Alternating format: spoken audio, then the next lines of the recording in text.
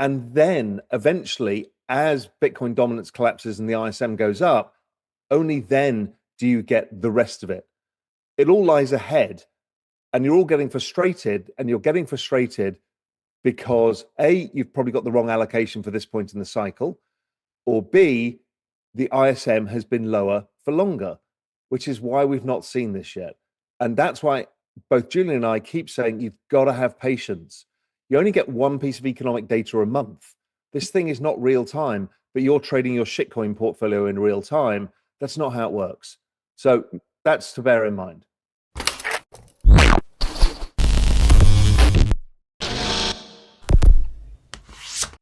Hey guys, welcome to Everyday Finance. With each cycle intensifying the previous one, the world economy is balancing on a precarious structure of debt, liquidity, and interest rates. Raoul Pal claims that this entire structure can be explained by a framework he refers to as the everything code, which links productivity, debt, and demographics to changes in international markets. Pal cautions that the bigger problem is still to come. But he believes that the present cycle will probably last until late 2026.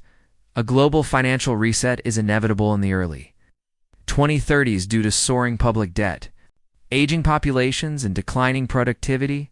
Central banks are caught in a vicious cycle of secret currency, devaluation, and liquidity injections to postpone the consequences. The message for investors, according to Pal, straightforward. Only assets that can beat the silent depreciation of money's value can survive.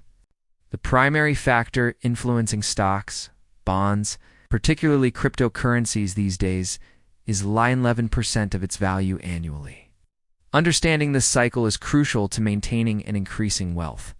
Pal explains in his most recent Everything Code Masterclass why traditional diversification is no longer effective, how liquidity cycles now influence all markets, and why the largest money printing wave in history may occur in the coming year. When Raoul and I first started working together, we were looking at this chart, and this is basically Bitcoin within a log regression channel. And the way to think about it is, the red line could be considered fair value, the gray lines +1, -1 standard deviations, which is what they are.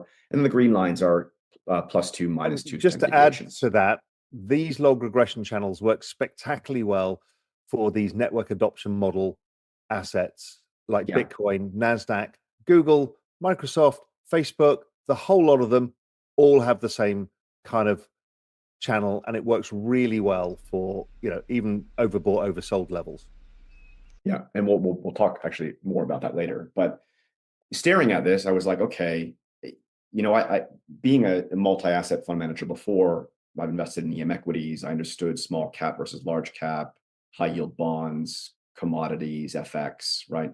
But in order for me to make sense of Bitcoin within a macro framework, I had to make sense of it as an input to the business cycle. And we were looking at this and we were like, well, this actually kind of looks like a business cycle, which is just in a logarithmic trend higher based on network adoption, which we'll talk about in a second. So when I detrended this and put it versus the ISM, you get this.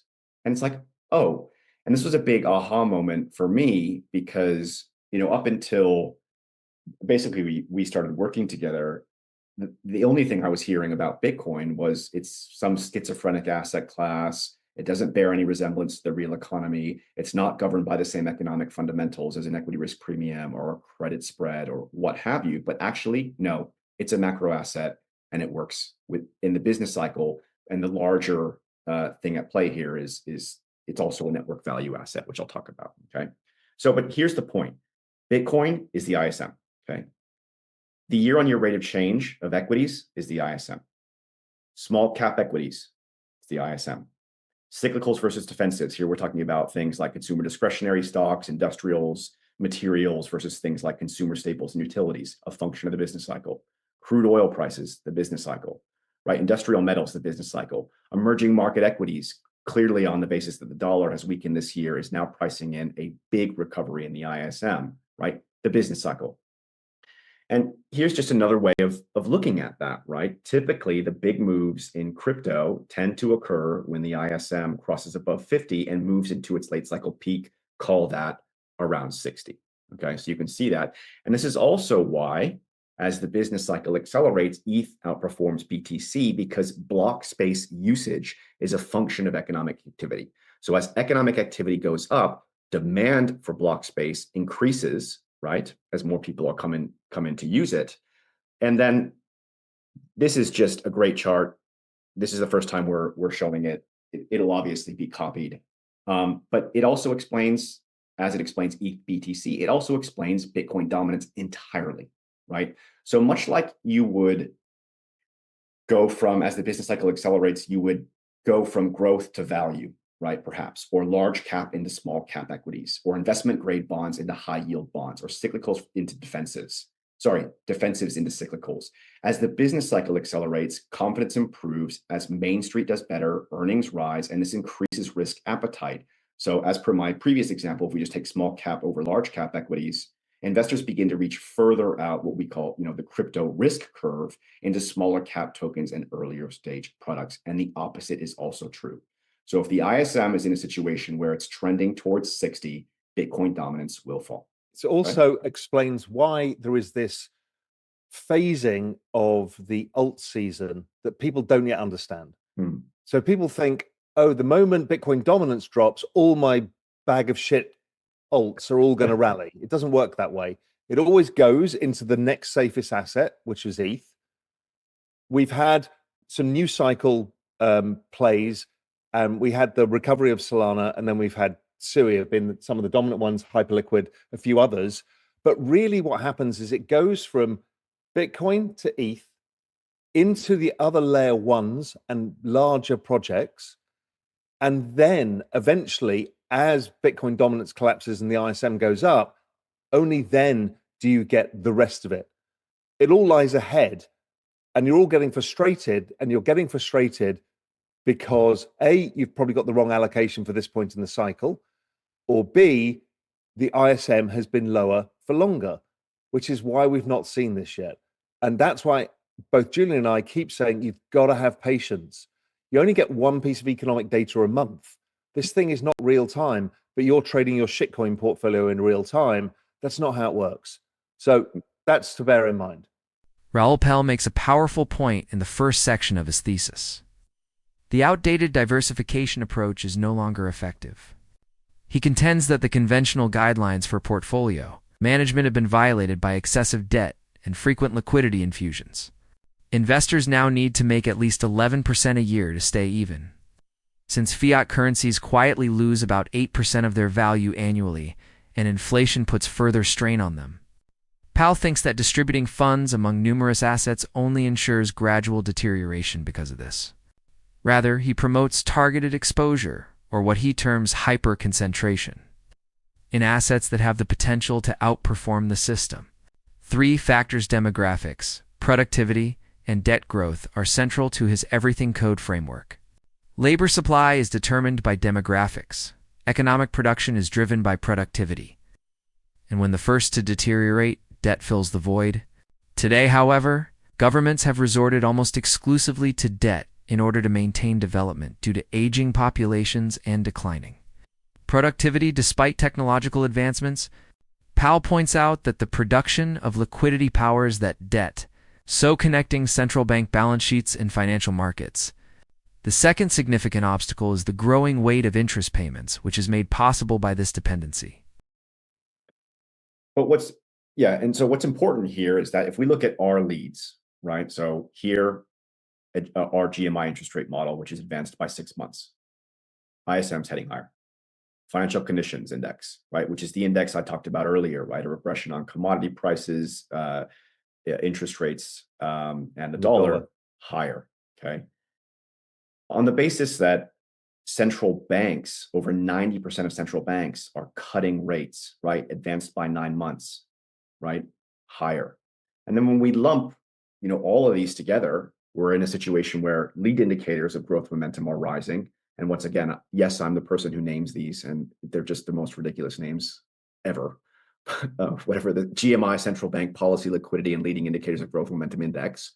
But the point is that you can see very clearly over the next 9 months, we're in a situation where the ISM, or the probability of the ISM rising, is a lot higher than falling, okay? Now, This is why I don't get the recession talk. People are looking at present day, and the key, even Stan Druckenmiller talks about this, the key to macro, in fact, the key to all investing is to live in the future. hmm, So there is no evidence at all of a recession. All the evidence points to economic expansion. And people who are calling for recessions don't understand the business cycle and don't do the work on the business cycle. They just look around them today and say, well, things are sluggish. Look at unemployment. We see this all the time, and everybody is wrong with this. This is the framework we've used for literally, I've used 25 years of investing, 20 years of GMI. It's this stuff that matters. I think the mistake, before we continue, that's happening here is if we just reference a data point I've seen floating around recently is heavy truck sales in the US. People are showing that in nominal index terms. But by definition, a business cycle is not a nominal index, not about the level of interest rates. It's not about the level of heavy truck sales. It's not about the level of building permits. It's about the rate of change in these inputs or these indices or whatever. And so when you take the year-on-year rate of change of heavy truck sales and you plot it versus the ISM, it lags the ISM by 5 months.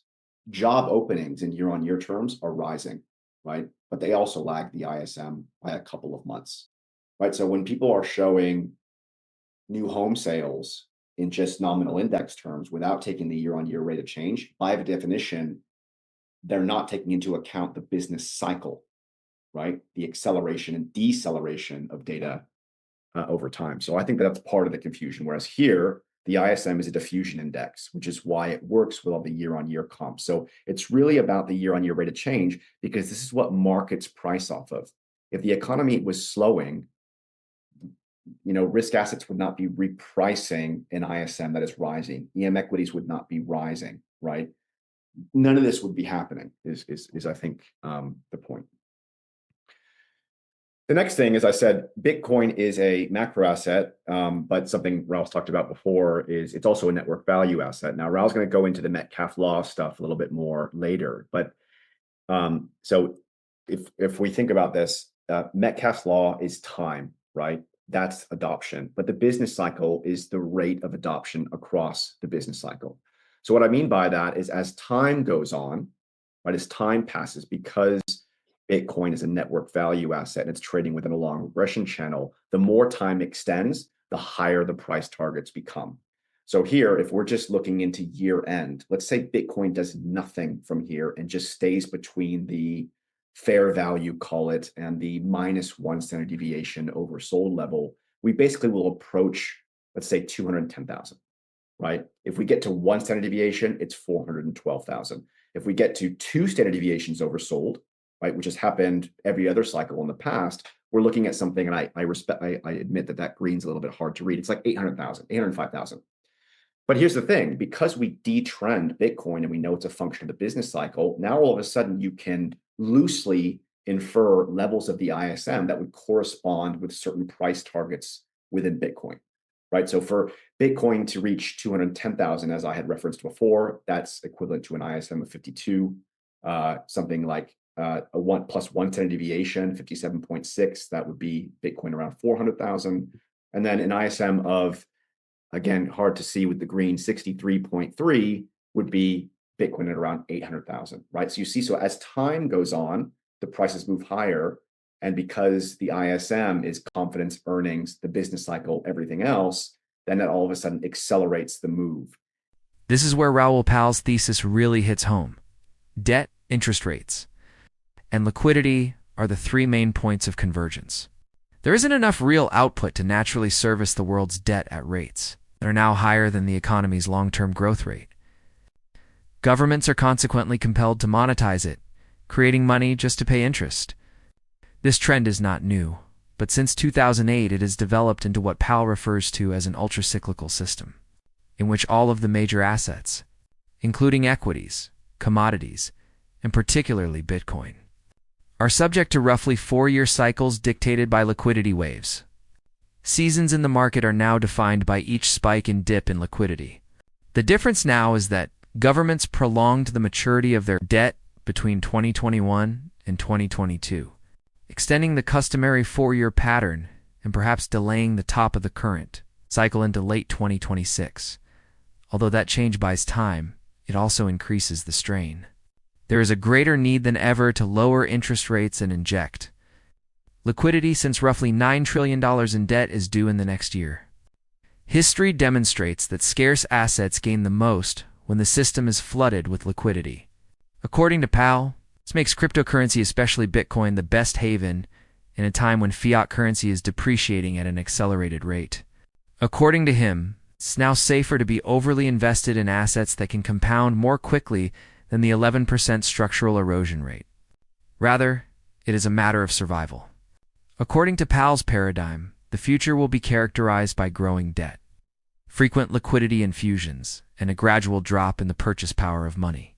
Crypto may soon lead the next explosive phase as liquidity cycles back into the market, which is exactly the kind of scenario for which Bitcoin was designed. Understanding when, how much, and where liquidity will flow next is more difficult for investors than predicting whether it will return.